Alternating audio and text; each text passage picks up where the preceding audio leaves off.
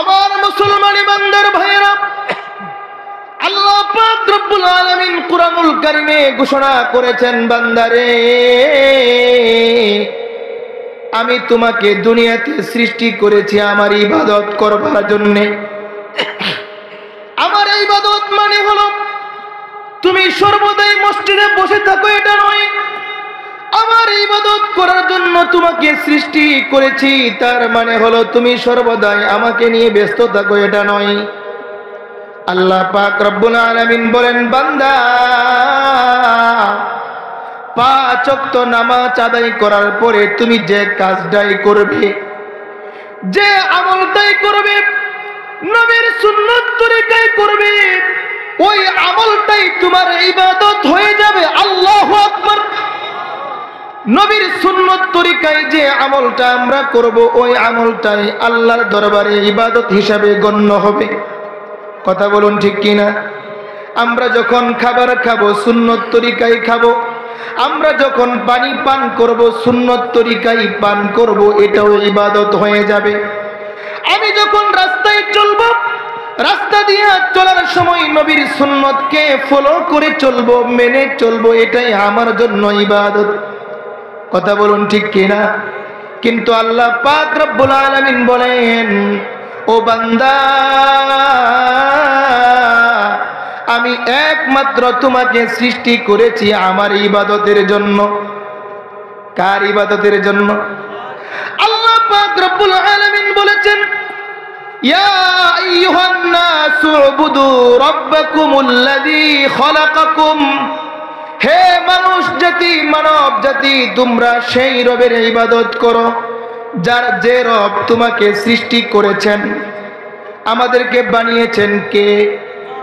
আরো জোরে বলেন, আরো জোরে বলেন, উচ্চ আওয়াজ দিয়ে বলতে হবে, আমাদেরকে সৃষ্টি করেছেন কে? আমাদেরকে সৃষ্টি করেছেন আল্লাহ, যার নাম হলো রব। রব কাকে বলে? মুফাসসিরিনে কেরাম তাফসীর কিতাবের মধ্যে লিখেছেন, রব তাকে বলে যাকে যেখানে যেভাবে লালন পালন করা দরকার তাকে সেভাবে সেখানে যিনি লালন পালন করেন তিনি হলেন রব। সুবহানাল্লাহ। মার পেটে আপনাকে আমাকে যেভাবে লালন পালন করা দরকার ঠিক সেইভাবে যিনি লালন পালন করেছেন তিনি কে?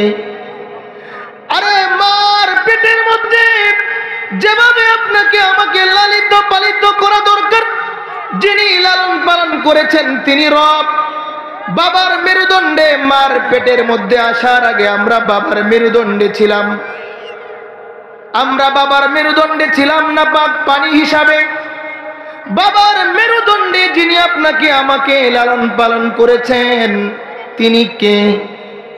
তিনি হলেন রব আল্লাহ। আল্লাহ তাআলা বলেন, বান্দা তোমরা যখন আমার ইবাদত বাদ দিয়ে, আমাকে সিজদা করা বাদ দিয়ে অন্য কাউকে সিজদা করো, অন্য কারো ইবাদত করো, খুদার কসম আমার আল্লাহ বলে, বান্দা আমি এটা বরদাস্ত করতে পারি না। আল্লাহ পাক রব্বুল আলামিন চান আমার বান্দা যেন আমাকে সিজদা করে। কথা বলুন ঠিক কিনা? আল্লাহ তাআলা চান আমার বান্দা বান্দি যেন আমাকেই ডাকে, আমার ইবাদত করে। এজন্য আল্লাহ তাআলা বলেছেন যে আমাকে পাওয়ার জন্য, আমাকে পাওয়ার আশায় যে আমার দিকে অর্ধ হাত অগ্রসর হয়, আমি আল্লাহ তাকে ধরা দেওয়ার জন্য 1 হাত অগ্রসর হই। সুবহানাল্লাহ। কালকে বললেন, আরো জোরে বলুন।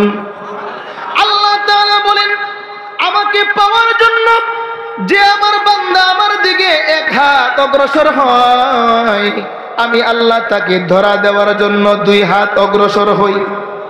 আর যে আমাকে পাওয়ার জন্য আমার দিকে হেঁটে হেঁটে অগ্রসর হয়, আল্লাহ তাআলা বলেন আমি তাকে ধরা দেওয়ার জন্য আমি দৌড়ে দৌড়ে তার দিকে অগ্রসর হই। আল্লাহ পাক রব্বুল আলামিন বলেছেন, ওয়াল্লাযীনা জাহাদু ফীনা লানাহদিয়ান্নাহুম সুবুলানা, যে আমাকে পাওয়ার জন্য আমার পথে বের হয়ে যায়, আমাকে খোঁজার জন্য বের হয়ে যায়, আল্লাহ তাআলা বলেন আমাকে পাওয়ার সব রাস্তা আমি দেখায়া দেই। আল্লাহু আকবার। একজন মানুষ ফুলবাড়িয়া থেকে মাওনা যাবে, কোথায় যাবে? মাওনা যাবে, মাওনা। একজন মানুষ ফুলবাড়িয়া থেকে মাওনা যাবে, কেউ রাস্তায় দেখা হলে পরে ওই ব্যক্তিটি তাকে জিজ্ঞাসা করলো, ভাই আমি তো মাওনা যেতে চাই, কিভাবে আমার যেতে হবে?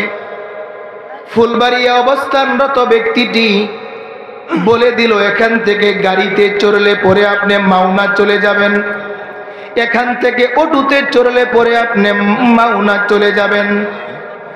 পথ দেখিয়ে দিল। আরেকটা পথ দেখানো হলো।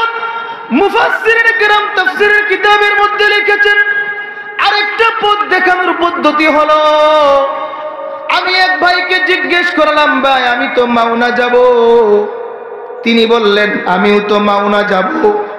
তিনি আমাকে হাতে ধরলেন, আমাকে হাতে ধরে মাওনাতে নিয়ে গেলেন এবং বললেন, এটাই মাওনা, এই জায়গার নাম মাওনা। আল্লাহ তাআলা বলেন, যে বান্দা বান্দি আমাকে পেতে চায়, যে আমাকে খুঁজে বেড়ায়, আল্লাহ তাআলা বলেন আমি আল্লাহ আমার কুদরতি হাত দিয়ে ওই বান্দার হাতে ধরে ফেলি। আমি আল্লাহ কুদরতি হাতে আমার বান্দার হাতে আমি ধরে ফেলি। আমি ওই বান্দাকে ধরে ধরে আমি তাকে নিয়ন্ত্রণ করি, পরিচালনা করি, আমি তাকে জান্নাতে ঢুকায়া দেই। আল্লাহ তাআলা বলেন, লানাহদিয়ান্নাহুম সুবুলানা, আমি আল্লাহ ওই বান্দাকে জান্নাতে ঢুকায়া বলি, বান্দা এটাই তোমার জান্নাত। আমার ভাইয়েরা, আমার বুঝানোর বিষয় ছিল, জান্নাতে যেতে হলে আমাদেরকে ঈমানটাকে নিরেট পিওর খাঁটি করতে হবে কিনা বলুন? খাঁটি ঈমান, নির্ভেজাল ঈমান। কার পায়ে সেজদা করা যাবে না, কোনো বাবার দরবারে সেজদা চলবে না, কোনো মাজারে সেজদা চলবে না, সেজদা চলবে একমাত্র কার দরবারে? আরো জোরে বলেন। সেজদা চলবে আল্লাহর দরবারে। আমাদের মুফাসসিরিনে কেরাম সুন্দরভাবে আমাদেরকে বুঝিয়েছেন। মনে করেন আল্লাহ তাআলা নামাজ পড়েন নাই, একদিন নামাজের জন্য তওবা করেছেন, আল্লাহ গুনাহ মাফ করে দিবেন। আল্লাহ তাআলা হয়তো রোজা রাখেন নাই, অনুশোচনা আসছে, আল্লাহ তাআলা মাফ করে দিবেন, তওবা করলে মাফ করে দিবেন। আল্লাহ পাক রব্বুল আলামিন বলেন, বান্দা তুমি যখন আমার সাথে শরীক করে ফেলো, আমার সাথে কাউকে শরীক করে ফেলো, মিলিয়ে ফেলো, এটা আমি কখনো বরদাস্ত করতে পারি না। কথা বলুন ঠিক কিনা? মনে করেন, উদাহরণস্বরূপ বলতে চাই, আপনার স্ত্রীর খালাতো ভাই, আপনার স্ত্রীর খালাতো ভাই, আপনারা বলুন আপনার স্ত্রী আপনার স্ত্রীর খালাতো ভাইয়ের সাথে সাক্ষাৎ করতে পারবে? কথা বলুন। স্ত্রীর খালাতো ভাইয়ের সাথে আপনার আমার স্ত্রী সাক্ষাৎ করতে পারবে? সাক্ষাৎ করতে পারবে, পর্দার সাথে করতে হবে। সরাসরি দেখা যাওয়া কি নাই? জায়েজ নাই, জায়েজ নাই।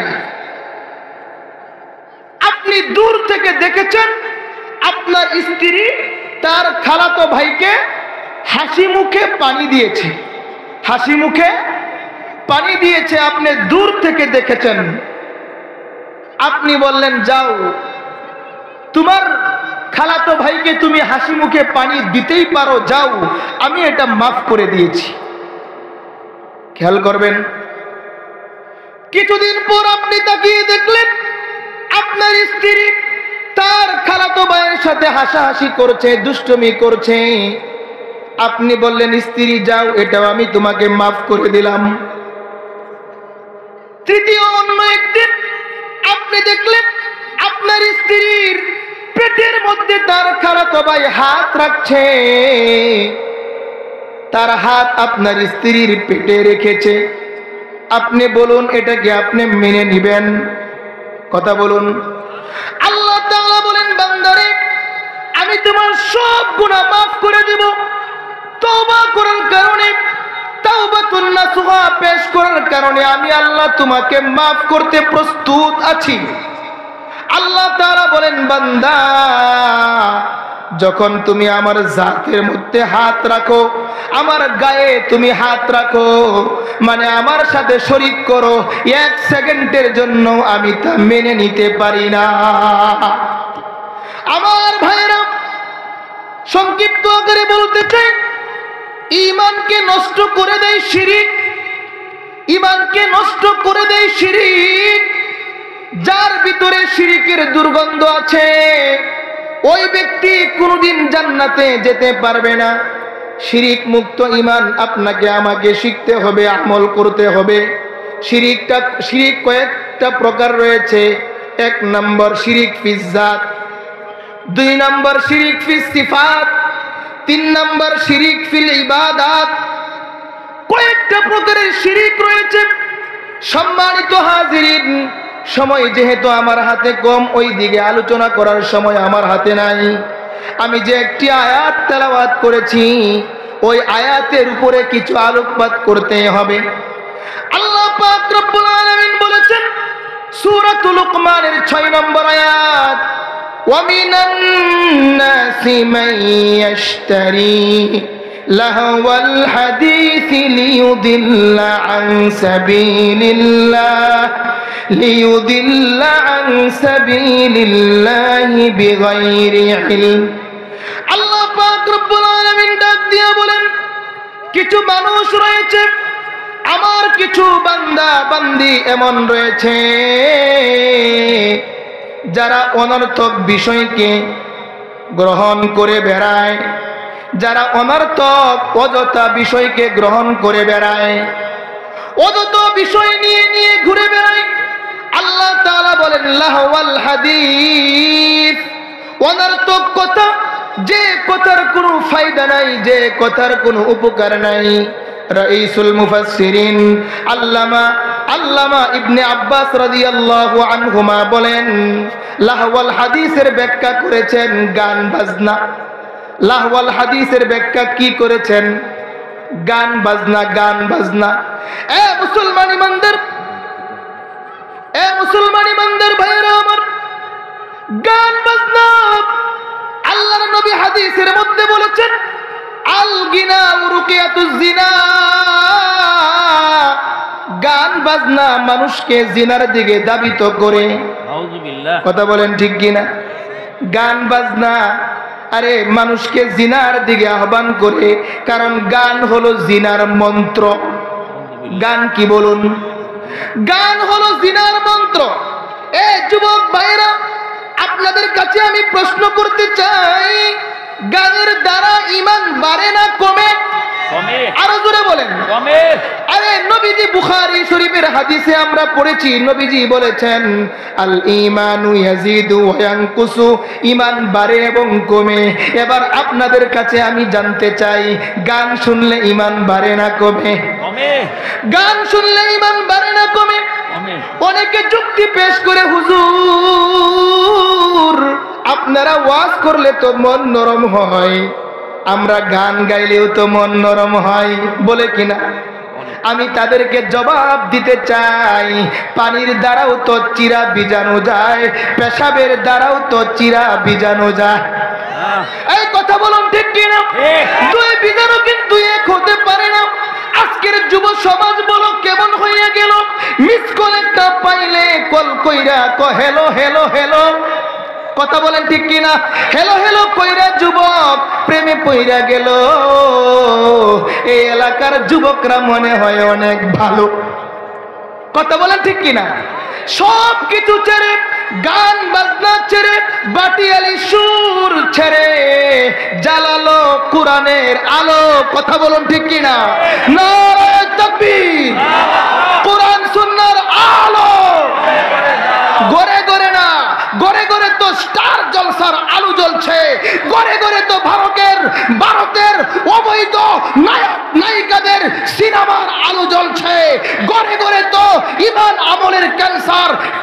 সিয়ারের আলো জ্বলছে, স্লোগান হওয়া চাই কোরআন সুন্নাহর আলো, দিলে দিলে জ্বালো কোরআন সুন্নাহর আলো, অন্তরে অন্তরে জ্বালো কোরআনের আলো। যখন অন্তরে জ্বলবে, দোকানে জ্বলবে, কোরআনের আলো যখন অন্তরে জ্বলবে, মাঠে জ্বলবে, গাতে জ্বলবে, কোরআন সুন্নাহর আলো যখন অন্তরে জ্বলবে, বাংলার সংসদ ভবনে জ্বলবে। কথা বলুন ঠিক কিনা? আমার ভাইরা, এবার গান শুনলে ইমান বাড়ে না কমে? আরো জোরে বলেন। আপনাদের কাছে আমি জানতে চাই, মসজিদে গেলে ইমান বাড়ে না কমে? মাদ্রাসায় গেলে ইমান বাড়ে না কমে? আরে ইমান বাড়ে বুঝবেন কিভাবে? আল্লাহ তাআলা বলেন, যখন তোমার ইমান বাড়বে, ওয়াজিলাত কুলুবুহুম, তোমার মনটা নরম হবে, চোখে পানি চলে আসবে। আল্লাহ বলেছেন মন নরম হবে। মসজিদে গেলে ইমান বাড়ে না কমে? মাদ্রাসায় গেলে ইমান বাড়ে না কমে? যাত্রা পালায় গেলে ইমান বাড়ে না কমে? আরো জোরে বলেন। নাচানাচিতে গেলে ইমান বাড়ে না কমে? বেশ্যা মহিলাদের ড্যান্স দেখলে, উলঙ্গ মহিলাদের ড্যান্স দেখলে ইমান বাড়ে না কমে? সুতরাং এই ফুলবাড়িয়ার জমিনে কোন যুবক ড্যান্সের আয়োজন করবে না ইনশাআল্লাহ? ইনশাআল্লাহ। আরো জোরে বলেন ঠিক না বেঠিক? ফুলবাড়িয়ার জমিনে কত মানুষ মাটির নিচে শুয়ে আছে, এমন বাজনা চলে আসছে মাটি পর্যন্ত কাঁপে। ঠিক না বেঠিক? এ মুসলমান ইমানদার ভাইয়েরা আমার, আল্লাহ পাক রব্বুল আলামিন কোরআনের মধ্যে বলেছেন, লিউদিল্লা আন সাবিলিল্লাহ। গান শুনলে, গান গাইলে, গানের আয়োজন করলে দুনিয়াও বরবাদ, পরকালও বরবাদ। আরে কথা বলেন ঠিক কিনা? আল্লাহ পাক রব্বুল আলামিন বলেন, লিউদিল্লা আন সাবিলিল্লাহ। ওই ব্যক্তি আল্লাহর পথ থেকে, সাবিলিল্লাহ আল্লাহর রাস্তা থেকে সে দূরে সরে যায়। কথা বলুন ঠিক কিনা?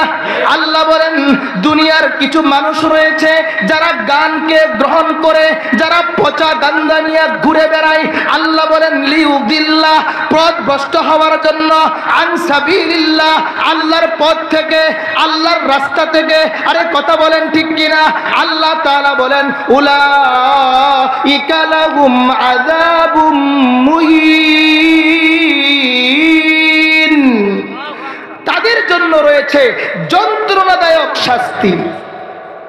আমাদের দেশে অনেক ভাইয়েরা আছে, এই এলাকায় আছে কিনা আমি জানি না, অনেক ভাইয়েরা আছে বাবার নামে গান গায়। কতক্ষণ ঠিক কিনা? আছে না নাই? বাবার নামে সেজদার গান গায়, আছে না নাই? পানির তলে মোমবাতি, বাউ বাতাসা নিবে না, আমগো বাবার কাছে গেলে নামাজ রোজা লাগে না। কথা বলেন ঠিক কিনা? এ মুসলমান ইমানদার, তুমি কিন্তু দাবি করছো তুমি মুসলমান। কথা বলুন ঠিক কিনা? তুমি দাবি করো তুমি মুসলমান, বাবার নামে গান গাও, মাজারে গিয়া গান গাও। আরো কিছু মুসলমান নামের আরে কিছু মূর্খ আছে, এরা বুঝে না, আমরা এদেরকে প্রতিহিংসা করি না, আমরা এদেরকে কটাক্ষ করি না, ওরা বুঝে না, দিনের বুঝ নাই। এই কারণে তারা বাবার নামে সেজদা করে, বাবার নামে গান গায়, মাজারে গিয়া সেজদা করে, মাজারে মান্নত করে। আসে না নাই? আমি মোহাম্মদপুরে দেখেছি, আমি নিজের চোখে দেখেছি, একজন বাবা ছিল, হয়তো অনেকে দেখেছেন, যার নাম ছিল বাবা হায়দার। যার নাম কি? বাবা হায়দার। তার কিছু গুণাগুণ ছিল, আপনারা গুণগুলো শুনে আলহামদুলিল্লাহ বলবেন নাকি নাউজুবিল্লাহ বলবেন দেখতে চাই। তার এক নাম্বার গুণ ছিল, সে বছরে একবার গোসল করত। আলহামদুলিল্লাহ। আরো জোরে বলেন। এক নাম্বার তার এটা ভালো গুণ না খারাপ গুণ? এক নাম্বার খারাপ গুণ ছিল, বছরে একবার গোসল করত। ওই শেরশাহ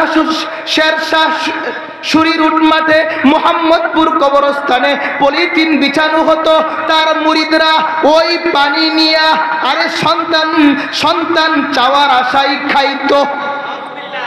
নাউজুবিল্লাহ, আসতে হয়ে গেছে। আরো জোরে বলুন ঠিক কিনা? আরে আমি নিজের চোখে দেখেছি শিক্ষিত নামের কিছু মূর্খ অ্যাডভোকেট, শিক্ষিত নামের কিছু মূর্খ ডাক্তার, শিক্ষিত নামের কিছু মূর্খ, কোরআনের জ্ঞান নাই, দ্বীনের জ্ঞান নাই, ওই বাবা হায়দারের পিছনে ঘুরে ঘুরে বলে বাবা একটা সন্তান আমারে দাও। আমার প্রশ্ন হলো তোমার বাবারে কে দিল?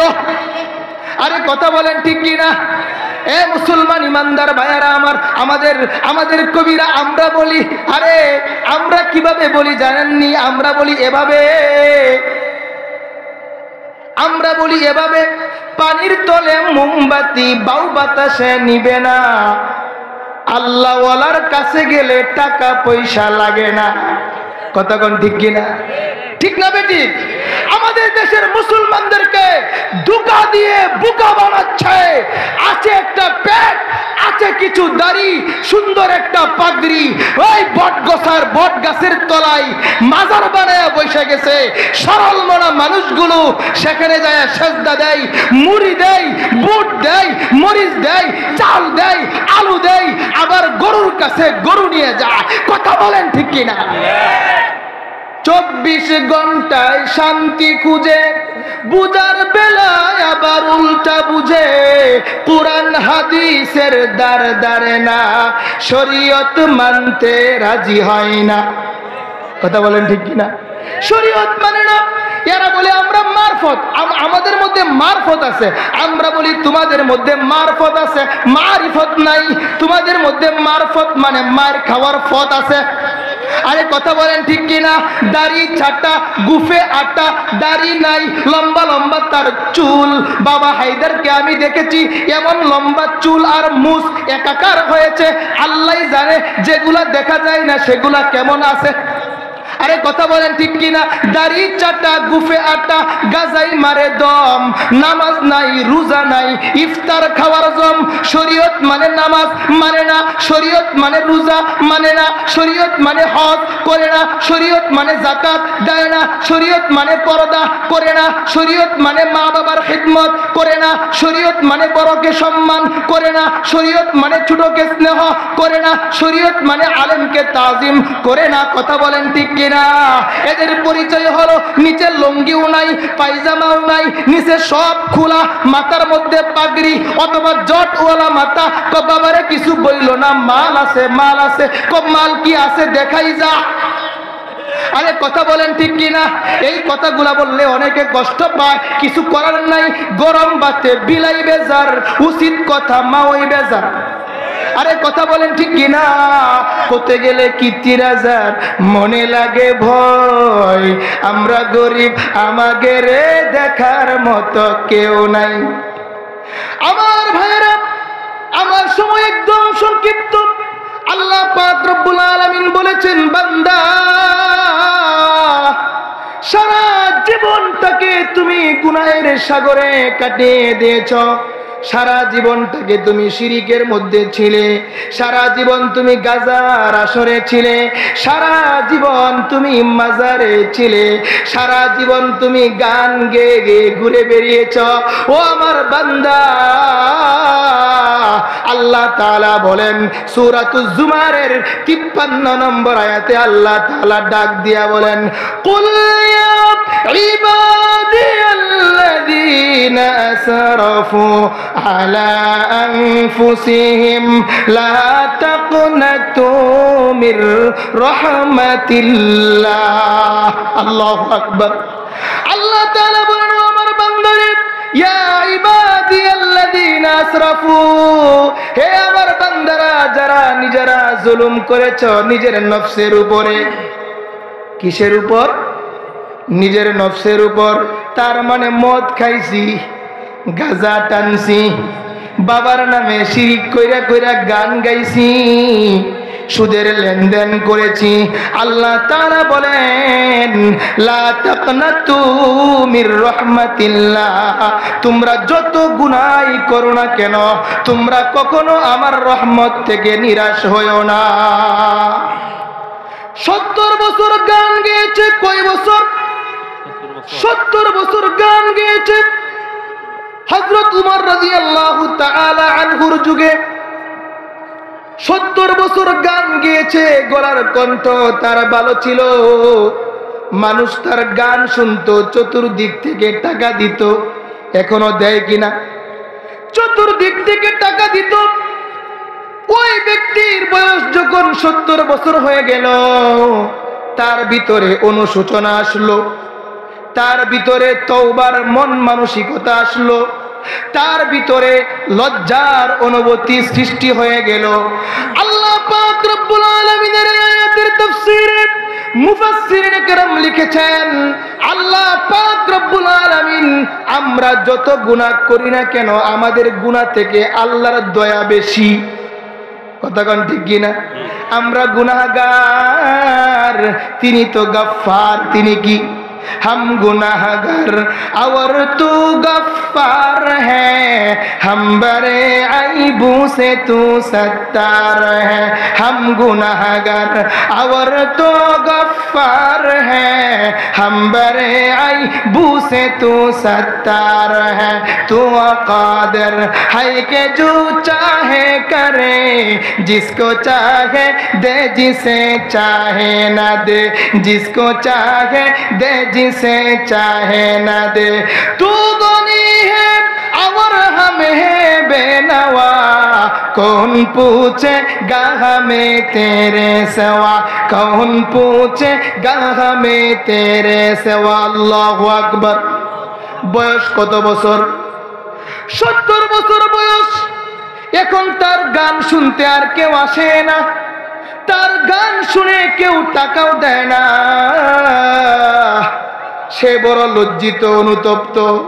এ যুবক ভাইরা, বৃদ্ধ বাবারা, আল্লাহর নবী বলেছেন আত-তাইবু মিনাজ যামবি কামান লা যামবা লাহু, যে আল্লাহর জন্য তওবা করে আল্লাহ তাআলা তার পিছনের সব গুনাহগুলি মাফ করে দেন। মেহমান চলে এসেছে, শেষ করে দিব। সম্মানিত হাজিরিন, সংক্ষিপ্ত কথা মনোযোগ দিয়ে শুনতে হবে। আল্লাহ পাক রব্বুল আলামিন তওবার কারণে পিছনের গুনাহগুলো মাফ করে দেন। এর একটা ছোট্ট উদাহরণ দিতে চাই। মনে করেন আপনি আপনার নাতিনকে নিয়ে ঈদগাহে যাচ্ছেন, ঈদের মাঠে যাবেন। আপনি সুন্দর একটা জামা বানিয়েছেন, সুন্দর একটা জুব্বা বানিয়েছেন, একটা সুতি জামা বানিয়েছেন।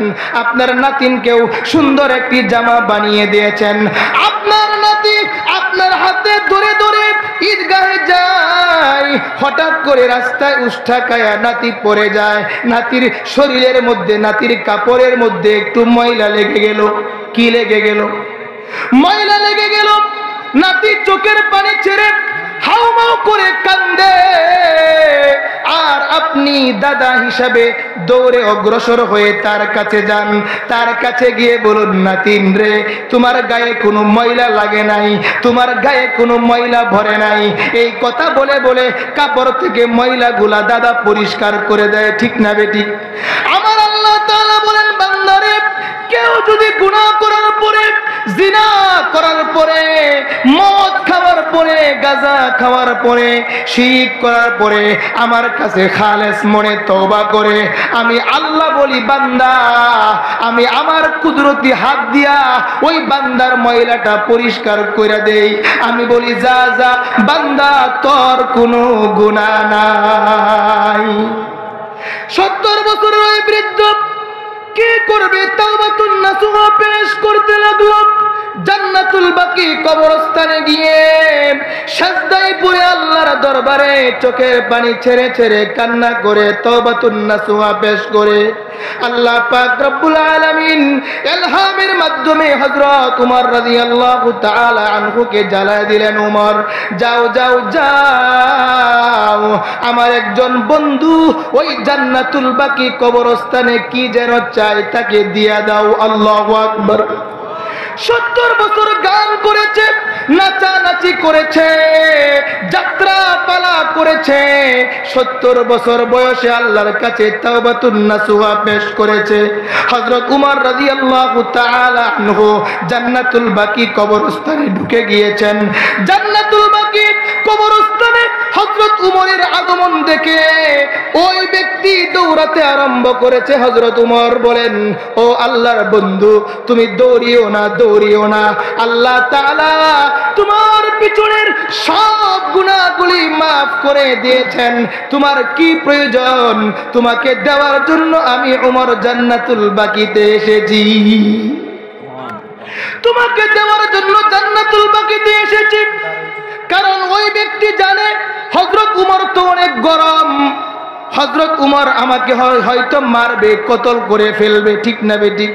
হযরত উমর ছিলেন বড় গরম, আবু বকর ছিলেন বড় নরম, ঠিক না বেঠিক? এ মুসলমান ইমানদার ভাইয়েরা আমার, সমাজ পরিচালনা করতে গেলে গরমও লাগবে, নরমও লাগবে, নেগেটিভ লাগবে, পজিটিভ লাগবে। কেউ মারবে হুঙ্কার আর কেউ করবে সমাধান। হযরত উমর রাদিয়াল্লাহু তাআলা আনহু বললেন, এ আল্লাহর বন্ধু, তোমাকে মারার জন্য আসি নাই, তোমাকে কতল করার জন্য আসি নাই। তুমি 70 বছর যা কিছু করেছো না কেন, আল্লাহ তাআলা তোমার পিছনের গুনাহ মাফ করেছেন। তুমি কি চাও? আমি উমরের কাছে বলো, আমি দেওয়ার জন্য প্রস্তুত। এই কারণে ফুলবাড়িয়ার ভাইয়েরা আমার, আপনাদের হাতে ধরে বলে যাই, পায়ে ধরে বলে যাই, কোরআন সুন্নাহ থেকে আমরা পিছপা হব না, কোরআন সুন্নাহ ছাড়া জীবন যাপন করব না। আরে গান বাজনা এগুলা জিনার মন্ত্র, এগুলা মানুষকে জিনার দিকে উদ্বুদ্ধ করে। আর অন্য হাদিসের মধ্যে আসছে, আল গিনাউ ইউমবিতুন নিফাক, আর গান মানুষের অন্তরে মুনাফিকি সৃষ্টি করে দেয়। কথা বলুন ঠিক কিনা? এই কারণে আমরা আর গান বাজনায় যাব না, যাত্রা পালায় যাব না। যুবকরা, তোমরা অপসংস্কৃতির প্রতিরোধে প্রয়োজনে ইসলামী সাংস্কৃতিক অনুষ্ঠান করবে, ওয়াজ মাহফিল করবে, তোমাদের মৃত ব্যক্তিরা কবর থেকে সওয়াব পেতে থাকবে। কথা বলুন ঠিক কিনা? এই জন্য আল্লাহ